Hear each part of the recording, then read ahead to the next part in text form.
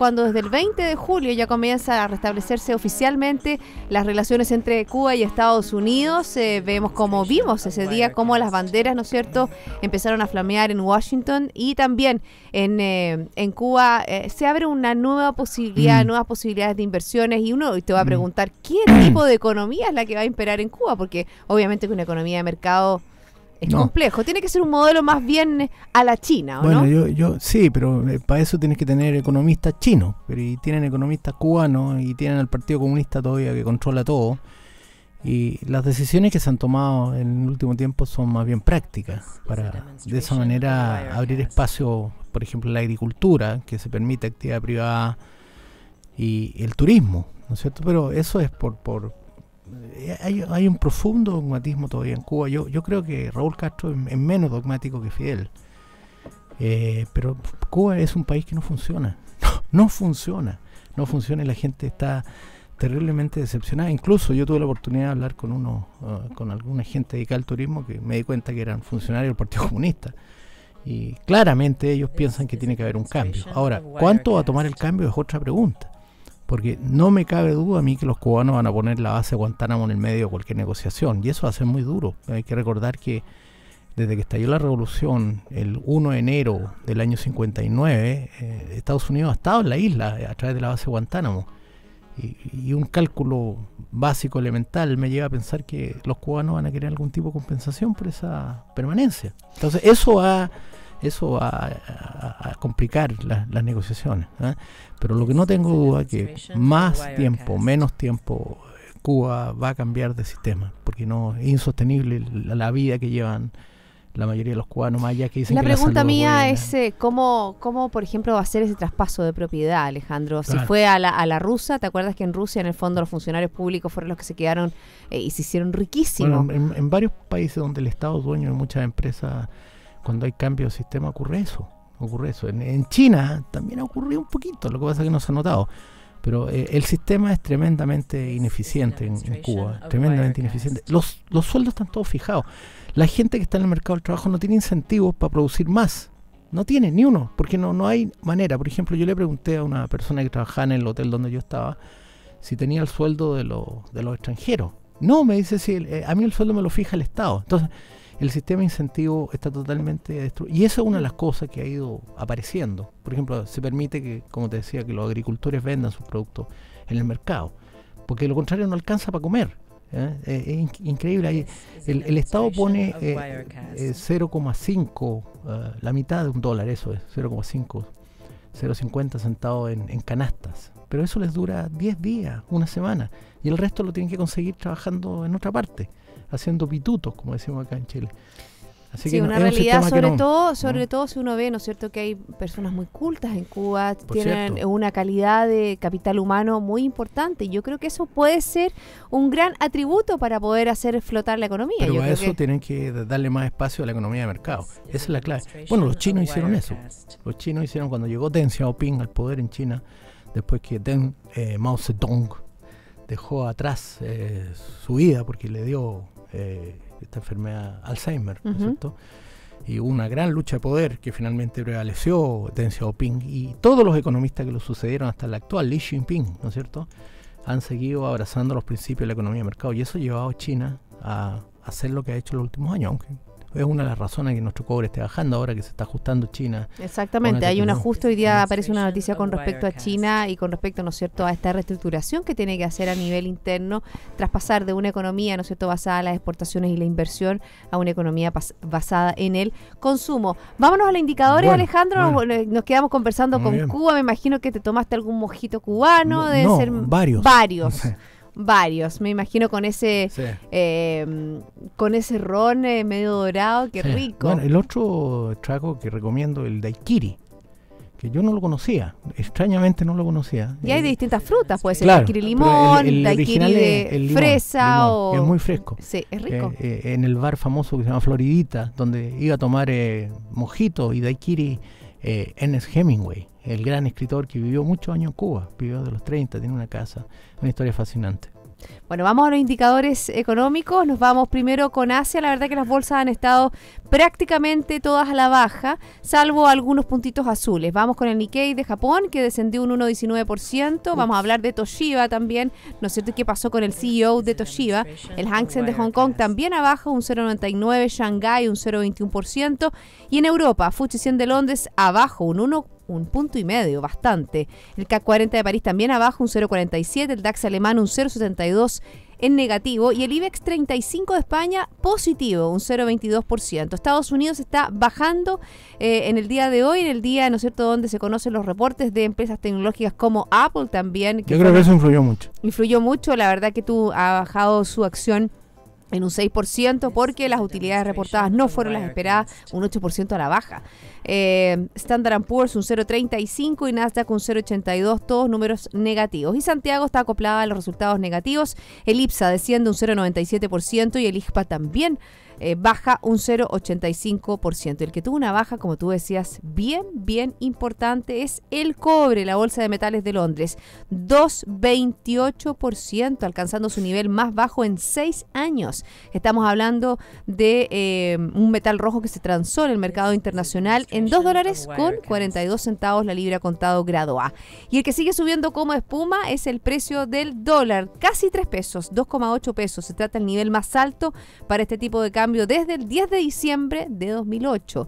Comprador 653,8 y vendedor 654,1. Recuerde que nos puede seguir a través de la web en www.infinita.cl y también a partir de las 15:30 horas está el podcast de Mirada Financiera ya disponible. Cualquier duda o comentario que le quieran hacer a Alejandro Alarcón en el día de hoy en nuestro Twitter @infinitafm. ¿Por dónde partimos? Partimos por lo que está pasando en Grecia, que sí. Hoy hay noticia que acaba de ser publicado que el Banco Central Europeo aumenta en 900 millones de euros la liquidez de emergencia para la banca griega. Claro, porque el temor ahí es que haya una corrida bancaria de proporciones desde que ayer o anteayer abrió el lunes. Ya vengo con los días perdidos. El lunes abrió el mercado bancario en Grecia nuevamente y el gran temor fue que los griegos fueran y los extranjeros que habían en Grecia a sacar el dinero, una corrida, una estampida. Por lo tanto, la mayor preocupación europea es proveer los fondos, como los que ha señalado hoy día.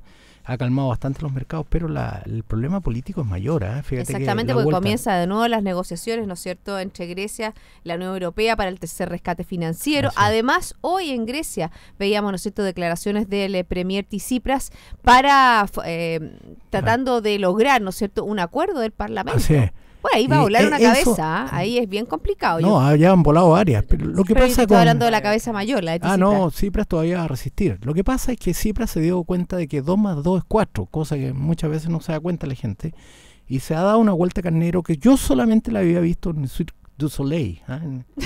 Alejandro. Se dio una vuelta de carnero impresionante y se puso, vamos a decir, serio.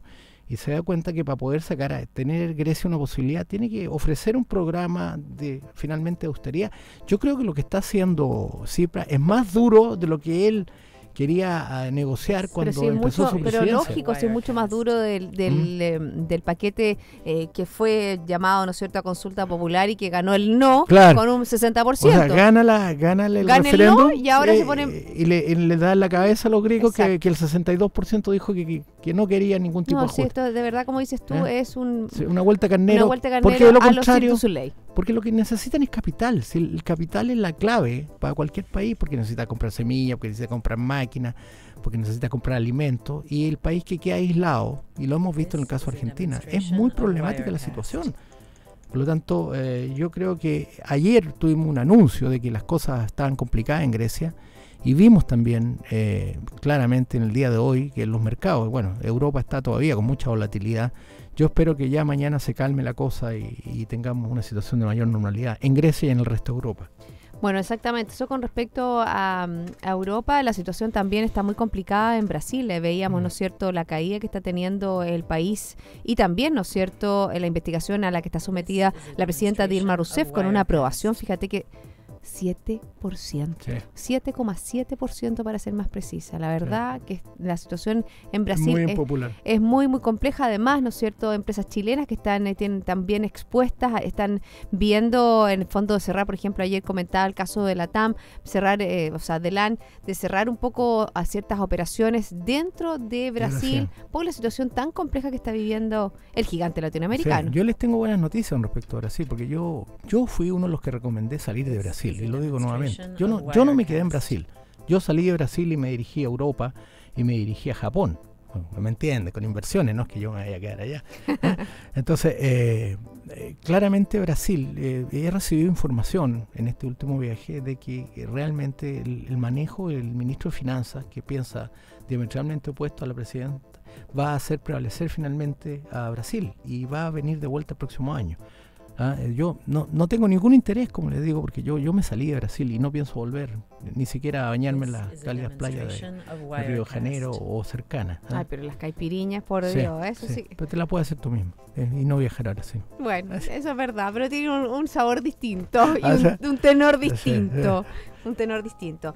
Bueno, eso con respecto a Brasil, y bueno, fíjate que hay dos países, ¿no es cierto? Tú hablas de Argentina y la situación económica de Argentina, pero esto ya se supone, todos los analistas hablan como un punto que terminaría en octubre con las elecciones, porque habría un cambio de color político. Va a haber un cambio. Pero fíjate que estoy leyendo una noticia de Venezuela que la verdad, es porque otro que no va en hay, picada. o sea, la verdad que va en picada y no hay posibilidad no hay una elección. Y fíjate que lo que dice, Venezuela está cerca de pasar de una inflación elevada al caso derechamente de una hiperinflación.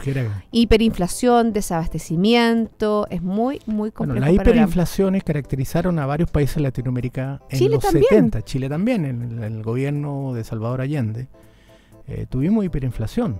O sea, esas inflaciones que oscilan entre más de 100% y 1000%, que es una cosa tremenda. O sea, ¿cómo haces frente a eso? No puede. O sea, al final, cuando llegas a 1000%, la gente no usa dinero, usa trueque. Porque el dinero no tiene ningún valor. Por lo tanto, la gente usa trueque. Y nosotros llegamos casi a eso. Y Argentina también vivió una hiperinflación. Yo la he visto reportada en varios estudios hechos porque en esa época era, para los economistas, muy de moda estudiar la inflación. Ahora ya no les importa. La inflación ya no es un tema en los países desarrollados. Es más, les preocupa la deflación. Por eso que han usado todas estas medidas de estímulo monetario en Estados Unidos, en Europa. Bueno, es un tema para nosotros, porque las proyecciones de inflación, ¿no es cierto?, para el mes de julio subieron de un 0,3 a un 0,4%, y hemos visto, ¿no es cierto?, cómo es un punto negro para el Banco Central en un ambiente de tanta desaceleración económica que la que está viviendo nuestro país. ¿Cómo hacer frente? ¿Cómo ayudar al país con la política monetaria? Ese es un signo, yo sé que tú me lo adelantaste. Porque cuando vi aquí, se van a enojar algunos conmigo, porque los niños, que les digo yo, algunos de ellos bastante inteligentes, estaban anunciando que la inflación venía a la baja. Entonces yo te dije hace 3 semanas, antes que yo partiera en este viaje, que eso era imposible. Bueno, los porfiados. ¿Te acuerdas que hablabas de la inflación subyacente? Yo me acuerdo, siempre tú me decías inflación subyacente. Y la inflación subyacente de los transables, porque con el cambio que está teniendo el tipo de cambio, valga la redundancia, claramente vamos a tener más inflación. Y si sale 0,4, yo creo que va a salir 0,4 cuando se anuncie la inflación de julio, los primeros días de agosto, vamos a tener la trayectoria de inflación sobre el rango meta, sobre el 4%. O sea, vamos a poder afirmar que la trayectoria nos lleva a una inflación anualizada de sobre el 4%. Por tanto, el Banco Central no tiene alternativa en estos momentos que mantener la tasa de interés, y probablemente la empiece a subir el próximo año hasta llegar a un 4%. Bueno, y obviamente que tú tienes que ver con el producto tendencial y con lo que estamos creciendo, y cada vez las proyecciones de los distintos, veía ayer por ejemplo un análisis que hacía la Reinvial de la proyección de crecimiento y los distintos indicadores, todos a la baja, pero de eso vamos a seguir hablando luego de la pausa, ¿te parece? Sí, muy bien. Yo les quiero comentar que PCI Corporate Investment Banking ofrece soluciones en corretaje de bolsa, Miami Branch, securitizadora, banca privada, sales and trading, finanzas corporativas y asset management, a través de un solo ejecutivo de relación. Quédese con nosotros. Luego de una pausa, hay más Mirada Financiera.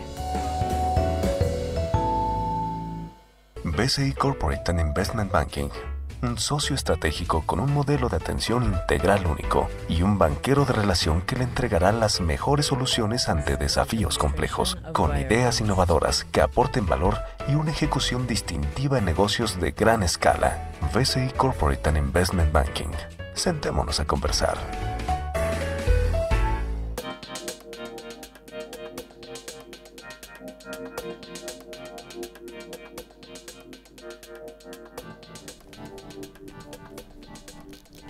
Ya estamos de vuelta y yo les quiero comentar que en sus decisiones financieras, BCI Corporate Investment Banking está junto a usted con un modelo de atención integral único que aporta valor y una ejecución distintiva. Estoy precisamente conversando con Alejandro Alarcón, él es economista y profesor de la Universidad de Chile. Alejandro, estábamos hablando sobre la trayectoria de nuestra economía y fíjate que aquí hay un titular bien que tiene el pulso en el día de hoy. Economía chilena se habría contraído en el segundo trimestre versus el primero y amenaza con llevar al 2% al PIB de este 2015. O sea, es decir, sobre la base, ¿no es cierto? Sobre el 2,2, el 2,5 que han planteado los distintos economistas. Ya hay una vuelta como... O de nuevo tenemos la vuelta de Canero del Cirque du Soleil. Sí, yo creo que hay aspectos que están ahí entrelazados en el titular ese, ¿eh? Porque para que realmente la economía en el tercer trimestre tenga un rendimiento negativo, tendríamos que tener un trimestre, tendríamos que tener un IMASEC que se va a anunciar ahora en agosto, que corresponde a junio, realmente bajo. Bueno, recordar, abril fue 1,7. Mayo fue 0,8. Tendríamos que tener uno negativo para que hubiera una vuelta. Yo creo que va a ser cerca del 1,5. Por lo tanto, eso nos da una cifra entre 2 y 2,5 entre 1 y 1,5 para el trimestre, y eso nos lleva todavía arriba del 2%. ¿Eso es por la base de comparación, Alejandro? Es por la base de comparación, porque el año pasado, el segundo trimestre fue bastante por arriba del 2%. Entonces, ese te lleva abajo, pero se va a dar vuelta en el tercer trimestre por la misma razón, por la base de comparación. A menos que tengamos una caída abrupta. Yo no estoy en esa trayectoria, yo lo estuve viendo los números, ya estoy metido entre los números hoy día mismo y creo que la trayectoria va a apuntar, tal vez, va a ser difícil 2,5, pero tal vez un poco arriba del 2%, va a estar, lo que es muy bajo en todo caso, ¿eh? Yo creo que la economía chilena está en una meseta al 2%, lo que es realmente bajo. Exactamente, nada que ver, ¿no es cierto?, con este PIB tendencial sobre el 4%, que ya tuvieron reunión la semana pasada. ¿Cómo lo hiciste? Tú estabas de viaje, mandaste las cifras, me imagino. Eso es la maravilla de Internet y los emails, porque tú mandas. ¿Y cuál fue tu proyección? Mi proyección fue un 3,5%. PIB tendencial. Sí, y creo que conversaciones informales que he tenido con otros economistas es más o menos lo que encontraron la mayoría. Es razonable porque usamos la misma cifra. Lo único que no hacemos una reunión para publicar las cifras, sino la entregamos de forma separada. ¿Qué es lo que más les hace ruido dentro de la cifra? Yo creo que la productividad total de factores. O sea, la productividad total de factores da 0 o levemente negativo. Y eso es un elemento que baja el producto tendencial. Pero además afecta el crecimiento de la fuerza de trabajo, que ha bajado el crecimiento de la fuerza de trabajo. Bueno, y ciertamente el crecimiento del capital. Yo creo que también hay dos cosas interesantes. Está el tema de la inversión en el capital y también el tema del desempleo. Y lo conversábamos antes de entrar al programa. Tú decías que tenías una preocupación de lo que está pasando, ¿no es cierto?, en la fuerza laboral y en el empleo, que tú lo ves la tendencia bastante a la baja, y que no te sorprendería que pudiera subir de una manera importante. O sea, yo no conozco ningún modelo teórico, ni tampoco la práctica, en distintas latitudes, donde se ha aumentado el poder de los sindicatos, que es legítimo. Oye, yo estoy diciendo, pero también sería ciego si no reconociera que eso tiene impacto. Y el impacto es que aumenta la tasa natural de desempleo. Por lo tanto, si se aplica, voy a dar un adelanto de algo que va a salir un diario mañana. Si se aplica el proyecto de ley tal como salió la Cámara de Diputados, la tasa de desempleo natural va a aumentar a 7,5, que incluso está mucho más alta de lo que está actualmente marcando la economía chilena, en torno al 6,6, 6,7%.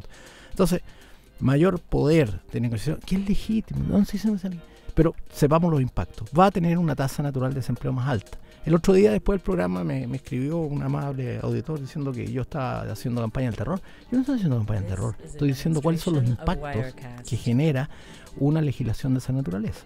Bueno, obviamente estás haciendo la lectura de los números duros. Yo creo que eso también todo el mundo puede opinar de una manera distinta. Y también veíamos, por ejemplo, cómo en la sala del Senado habían ido los distintos líderes gremiales. Ayer habló, antes de ayer fue Hermann von Bülow con estos 14 puntos, cómo la SOFOFA veía el impacto que podía tener esta reforma laboral y el impacto más profundo o donde centraban el análisis era en el tema de las libertades individuales, cómo se minan las libertades individuales porque la persona para tener beneficio va a tener que ser parte de un sindicato.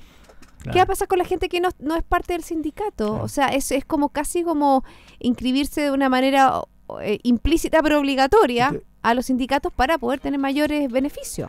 Claro, y eso es porque yo creo que el proyecto tiene el sesgo de buscar mayor poder sindical, pero no hay ninguna parte del proyecto que busque mayor índice laboral. O sea, que aparezcan elementos que hagan que el empleo pueda incentivarse. Entonces, eso es lo que provoca la tasa natural del desempleo. Oye, eso lo estudian los niños, como digo yo, en segundo año en la Universidad de Chile. Y no hay ningún niño que haya estudiado estos modelos y que tienen evidencia empírica que te diga otra cosa. No porque sean robots, sino porque la composición de las distintas variables que conllevan a la tasa de desempleo hacen que esta aumente con la reforma tal como está planteada en estos momentos. Fíjate que yo estaba escuchando hoy día a la mañana en esta misma radio a la ministra, entrevistaron a la ministra Jimena Rincón, la ministra del Trabajo, sobre específicamente la reforma laboral, y ella obviamente que defendía el foco del gobierno, que era que la desigualdad, ¿no es cierto?, entre el poder que tenga un trabajador y el poder que tenga un empresario dentro de una empresa se nivelara. Entonces, obviamente, pero en esa nivelación hay efecto. Hay efecto. Hay efecto. Por lo tanto, hay que poner un balance ahí, porque de lo contrario, al final los que se quiere beneficiar resultan perjudicados, porque no hay nada peor que el desempleo para un ser humano. Bueno, y obviamente no hay nada peor, ¿no es cierto?, que las pequeñas y medianas empresas, que son las que más sufrirían con esta reforma laboral, desaparecieran, porque son las que generan, si bien no se ve tanta producción que genera la pequeña y mediana empresa, sí, en cuanto a empleabilidad o empleo que generan las pymes, son vitales para nuestra economía. Así es. Bueno, eso con respecto al análisis, ¿no es cierto?, de lo que está pasando y la trayectoria de la economía. Vámonos al desempleo, pero me gustaría ir al otro tema. El IMASEC no, pero también tú hablaste de dos factores. Tú hablaste no solo del desempleo, sino que también hablaste de la inversión. Y hemos visto, ¿no es cierto?, a mí me ha tocado conversar, ¿no es cierto?, con distintos empresarios sobre el ánimo que existe en el país. Y la verdad que... ¿te acuerdas cuando se ponía muchas esperanzas en el nuevo cambio de gabinete que iba a generar un nuevo aire? Un nuevo aire, pero la verdad que, bueno, no hay que cargarle la mano tampoco al ministro Valdés, y la verdad que él está haciendo la pega. Días. O sea, lleva 60 días y él está haciendo la pega, pero es complejo el panorama, sobre todo cómo devolver yo creo que ánimo inversor. Hay mucha incertidumbre y por lo tanto la tasa de inversión sigue cayendo en la economía, ¿no? La tasa de crecimiento del capital, los bienes durables, cualquier expresión que signifique alguna forma de inversión se ha visto dañada, y la economía viene respecto a esa variable cayendo. Esas son las cifras, esas son las duras cifras. El consumo está estancado. El otro día, con una conversación con una colega tuya, le explicaba que no es que estuviera congelado, sino que estaba plano. ¿Y qué es eso? Que crece a una tasa baja, pero crece. En cambio, la inversión cae, que esa es la diferencia. Entonces, lo único que queda dentro de la demanda es que aumenta el gasto del gobierno, y que ha aumentado bastante. Claro, ha aumentado el gasto del gobierno, y lo vemos, por ejemplo, en las cifras del empleo, como casi más del 40% de ese empleo fiscal. Así es. Entonces, la pregunta que uno hace, ¿cómo en un régimen ya? Porque tú no puedes seguir gastando hasta el infinito, porque hay efectos nuevamente, y efectos muy malos, sobre todo porque sube el costo de capital de la economía, sube la tasa de interés, se desincentiva la entrada de la fuerza de trabajo, etcétera. Hay una serie de efectos adversos. ¿Cómo eso no se puede sostener? Y por lo tanto hay que residir de nuevo en incentivar el consumo y la inversión. Ese es el gran desafío, y sobre todo la inversión, sobre todo, esto es para la coyuntura, no estoy hablando del mediano plazo, el producto tendencial, lo que puede crecer la economía en el mediano plazo, en el largo plazo. Es simplemente cómo arreglamos la coyuntura, que yo lo veo bastante complicado. Y la verdad que también otro de los temas que es muy importante, tú dices, ¿cómo arreglamos la coyuntura? Pero dentro de esta coyuntura es importante ver que los efectos se ven en el largo plazo. Por ejemplo, cuando hablábamos de la tasa de política monetaria, decíamos que si el Banco Central bajaba la tasa, el efecto, o la subía, el efecto real se veía en 6 meses. Así es. Pero no te preocupes de la baja. Porque la cancha está, pero para este año ya está saldada. Mira, la única duda que hay en la profesión en estos momentos es si el producto va a crecer 2, 2,3 o 2,5. Y eso crucialmente lo vamos a ver en el tercer trimestre, creo yo. En el tercer trimestre, porque el cuarto trimestre del año pasado fue el de los brotes verdes, ¿te acuerdas, Paulina? Sí. Y por lo tanto, hubo brotes verdes. el efecto está ahí. No, sí hubo, porque creció la economía mucho y eso alentó muchas esperanzas. Comparado con el tercer trimestre del año pasado. Por lo tanto, en el tercer trimestre de este año, que empieza, estamos abril, mayo, junio, julio, cuando empecemos a examinar los resultados de julio, agosto, septiembre, vamos a ver en cuánto va a terminar el PIB este año, que en todo caso está bastante acotado, entre 2 y 2,5. Bueno, y hablando de una noticia que tiene que ver, ¿no es cierto? A lo mejor no con el dato duro, pero tiene que ver un poco con la tendencia. Fíjate, me llama la atención, el envejecimiento de la población incrementa en 3,6% el costo de las prestaciones de ISAPRES en el 2014. Yo creo que es un tema muy muy interesante que marca un poco tendencia de lo que está viviendo nuestro país. No solo tenemos el tema de las pensiones, que todavía estamos esperando los comentarios de la Comisión Bravo. ¿Para cuándo se van a conocer? Creo que agosto. Se han demorado un montón. Se han demorado. Yo creo que hay mucha fuerzas internas que están sin acuerdo. Bueno, esperemos que... La ISAPRES también, ojo, pónganse las pilas, porque yo he sido víctima del tratamiento de la ISAPRES, así que, oye, ojo. Pero fíjate que la asociación gremial afirmó que en los últimos 4 años creció en 30% la cantidad de afiliados mayores de 60 años. Esa también es una tendencia, obviamente que una tendencia de cómo la población está envejeciendo. La gente vive más. La gente vive más. Hay mucha... Sí, el otro día estaba leyendo una encuesta que creo que la expectativa de vida de las mujeres y los hombres de nuestro país es la más alta de toda Latinoamérica. ¿Cuánto era? No, a ver, mujeres 80... No, mujeres eran más que los hombres. Sí, creo que hombres 89 y las mujeres. Perdón, mujeres puede ser 90. Difícil. Pero 80 Pero y no, tanto. era 80 y tanto. Era 80 y tanto. La verdad que sobrepasábamos el nivel de Latinoamérica. ¿Y los hombres? Y los hombres un poco más bajos, 3 años menos. O sea, me quedan algunos años de vida. No te pregunté qué pasaba con la señora Yellen. ¿Qué te parecieron las declaraciones de la señora Yellen? Si hablamos de Estados Unidos. Bueno, claramente también se repiten algunas proyecciones que nosotros hemos dicho. Y no me cabe duda. Porque tú estuviste en Estados Unidos. Estuve en Estados Unidos y pude intercambiar opiniones. Y te puedo decir claramente que Estados Unidos va a subir la tasa de interés a partir de septiembre. Porque la economía está vibrante y ellos saben que tienen que acomodar el ciclo a una trayectoria consistente, que no pueden ni siquiera verse amenazados, porque ya no se habla de inflación, pero se habla de las burbujas de los activos financieros. Esto que los precios de los activos empiezan a crecer es muy peligroso. ¿Y eso por qué? Porque hay mucho dinero circulando. Claro, porque hay mucha liquidez, entonces se compran muchos activos financieros y por lo tanto la amenaza una burbuja que ya la tuvimos recientemente a fines del 2008. Exactamente, la burbuja inmobiliaria. Y provocó una recesión mundial, si no es broma esto. No es broma. No bueno, es broma. Y no es broma que se nos acabó el programa. No fue rápido, ¿eh? Sí, rapidísimo. Viste que teníamos muchos temas que conversar. Así El próximo miércoles. El próximo miércoles, aquí estaremos. Cariños a todos y todas. Y a todos ustedes, sigan en compañía de Radio Infinita. Nosotros nos reencontramos mañana a las 2 para dar una nueva mirada financiera.